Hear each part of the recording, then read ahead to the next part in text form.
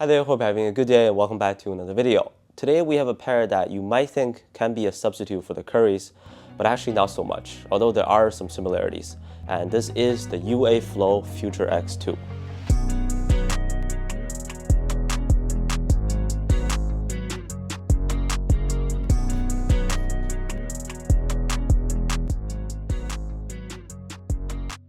So I'll be honest, this whole time I didn't really see a point of this release by Under Armour. They retail for $120 US, more of a mid-tier pricing, and it is technically the cheapest basketball shoe they have with the Flow outsole. But if you think about it, just 20 bucks less than the Curry 4 Flotro. So I wouldn't really consider them a budget shoe, especially given that we have a really good budget option at 80 bucks, the Curry 306 under the Curry brand. But there are some notable differences from the previous FUTR X shoe, and this still has the potential to be a great performer.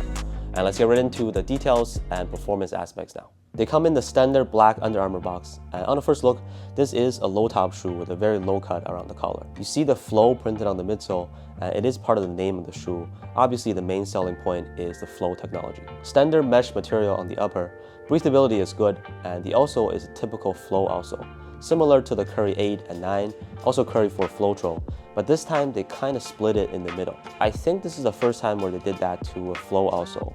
The previous FUTR X shoe was also a one-piece bottom. There is a midfoot shank plate, which is that black part that says Under Armour on it, and this shoe doesn't really bend easily, decent torsional support. And yes, they are still a lightweight shoe, at only 353 grams for my size 10.5 pair.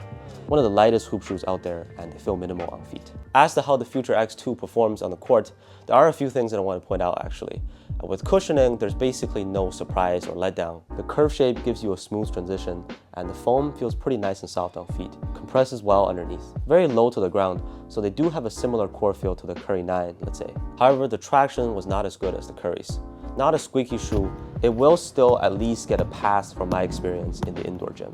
But the court that I play at is usually very dusty, and these guys unfortunately didn't have that good of a grip as the Currys. There were some times where I was slipping a little bit on a slide movement, and it was honestly quite shocking because of how similar the outsole is to the other Flow outsoles, right? Like on the same dusty court, I didn't have any issues with the Curry 9 or Curry 4 Flotro. As to why, I can only think of the outsole being split, and also another reason that I'm going to point out very soon. With the fit, these are true to size. Going true to size was right on for me, but if you have wider feet and want to try these out, going up a half size will also not be a bad idea. The width is about average. It might look like it has a white base, but I wouldn't consider them a wife-friendly shoe because a lot of it is just a Flow outsole sticking out. Materials, like I said, standard but very breathable mesh. Stability and support are decent.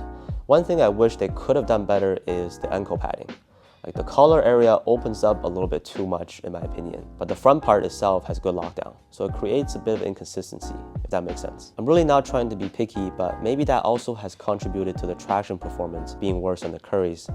Given the position of my feet inside, maybe I was not as confident in making those movements on the court. And hey, a lot of times we do forget how important our own movements are to prevent injuries or slipping, yeah?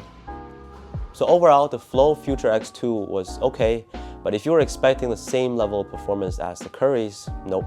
And I honestly don't quite recall the last time I didn't enjoy playing in a pair of Under Armour shoes. I mean, they've all been really good for me. The main Currys, obviously, but also the Curry 306, just an amazing budget shoe with full length micro G. And micro G is seriously so underrated. These guys, maybe not so much. Anyways, I meant to say that I think they're much better options just within the brand itself, but these guys are kind of in an awkward position with its pricing. But let me know your thoughts on them down in the comments, or please share your experiences playing with them. Thank you so much for watching, and I'll see you on the next one.